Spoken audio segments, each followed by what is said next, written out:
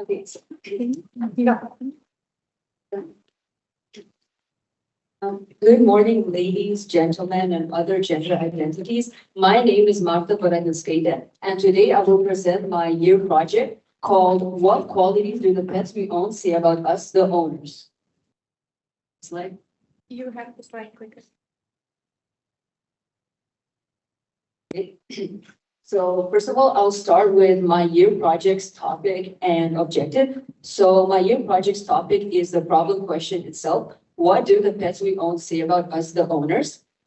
And my year project's objective was to bring teenagers awareness to domesticated animals, the pets they own, how they view them and treat them, and how we just bond together as pets and humans. So why did I choose this topic and why is it important to me? So I noticed a lot in my own age group how animal abuse, mockery, and mistreatment is being normalized. Say, I could hear sometimes a person saying that they kicked their dog the other day or that their hamster died, and that other people would laugh it off and not care about it too much. And I have always been an animal lover since I was a little child, choosing always action figures and stuff of animals. And just this insensitivity to animal abuse just really deeply affected me. And I wanted to teach people my age to respect them more.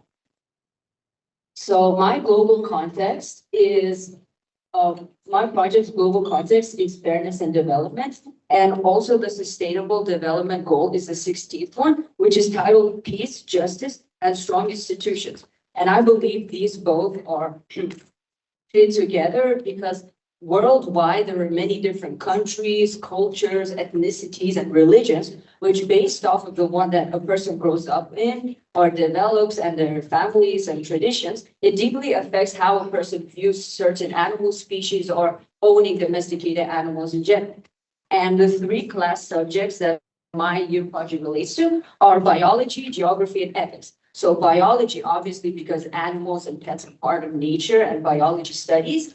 Geography, because again, on the many different cultures, religions, and everything on how pets are treated. And ethics based off of what is accepted as just playing with your animal, and then when does it become mistreatment and abuse? So then research, what I personally learned. So really broadly, I would say that cat owners tend to be more balanced in life with balanced diets and balanced lifestyles. They also tend to be more creative artistically, say in knitting, painting, drawing, and even singing and dancing.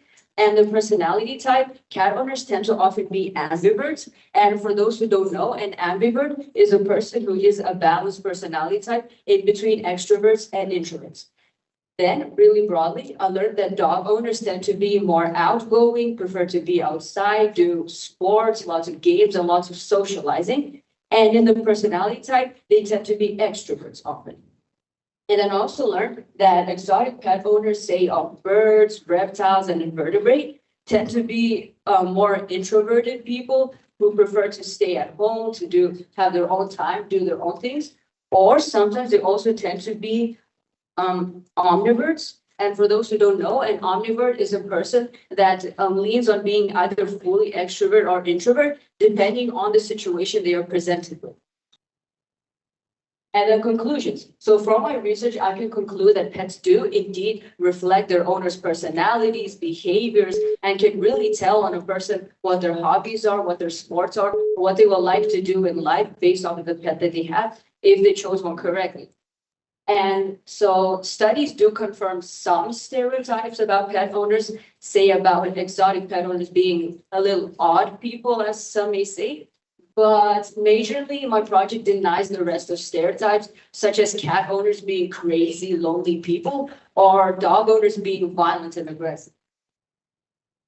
And then the product that I made, which I will hand out right now, is a foldable flyer which when you first open it, advertises two adoption shelters that I will tell about more, and then also a quiz that you can take.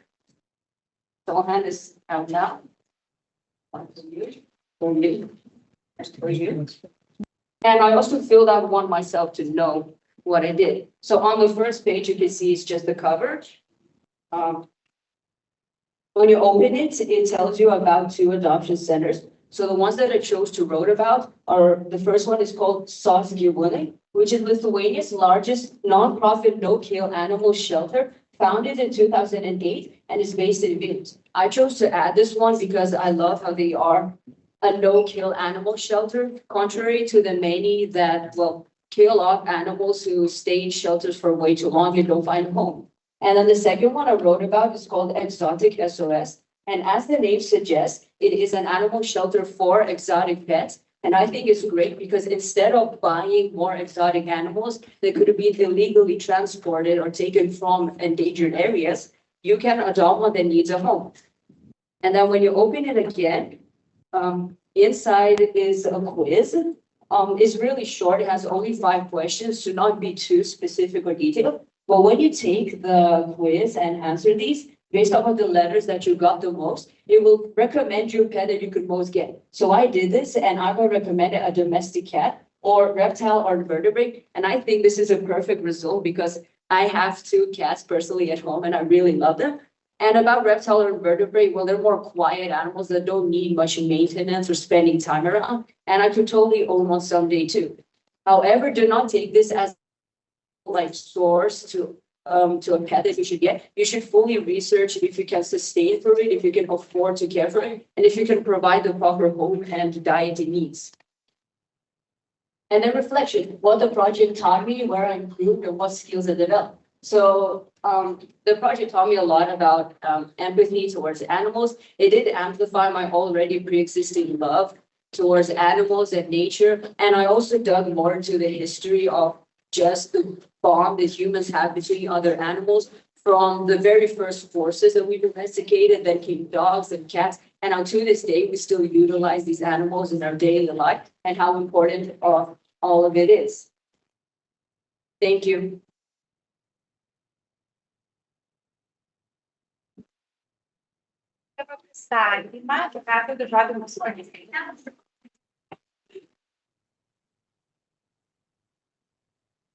Gal man, aš norėčiau tokį klausimą, kadangi tu pati sakei, irgi turi katinius, ane, ir aš čia apie tai, kokias savybės, ane, atspindi žmogaus charakterio gyvūnai. Tai kaip pati tyrinėjai, ką atradai apie save, gal dalykų, ko nežinojai rašydama? Tai, na, darant šitą projektą tyrinėjantis, kas vyko, aš tikrai suvokiau labai ir kiek bendrai katinų tie savininkai turi iš viso, kiek aš bendrai turiu su jais, irgi su to kūrybiškumu ir to balansu gyvenimo ir meilė katinam. Kūrybiškumas. Gerai, tada kalbant apie tai, kad apie lankstinukus, labai gražiai padarytas, informatyvus, sakyčiau, man ir tikrai gražus. Ar gerai supratau, kad šitais anglai kažkur pasidalinus, buvo pasidalinta šitai lankstinukai, ar kur juos statyti? Ne, aš tik tai siūlysiu.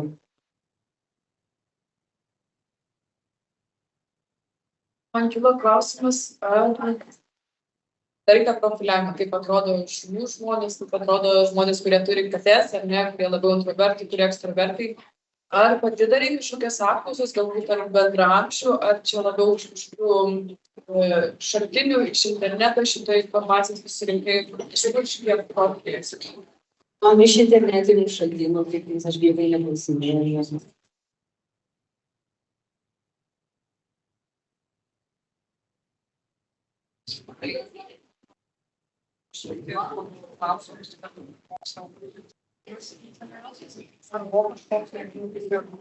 Pagal dalyvauti, kokiams dėmesio atsakymų, geriausių atsakymų, tam pasirinkti jo, kaip mes principą sudarymą, kodėl dabar jėgas. Jo, aš ir remiausi mano jau prieš tais darytais tyrinėjimus ir viską pagal dažniausias galimybes ir viską. Ir aš to remiausi, kad katino savininkas bus labiau balansuotas gyvenime ir nei per daug nei per daug problemų. Kad šuns savininkas labai mėgs sportuoti, draugauti ir viską. Ir kad egzotinių gyvūnų savininkai tai mėgs labiau būti namuose, ten vyriškai sau daryti galbūt. Ačiū labai, Marta. Can I ask Paula, who was your mentor in this process, to give a couple of words, maybe read the review? Oh, okay.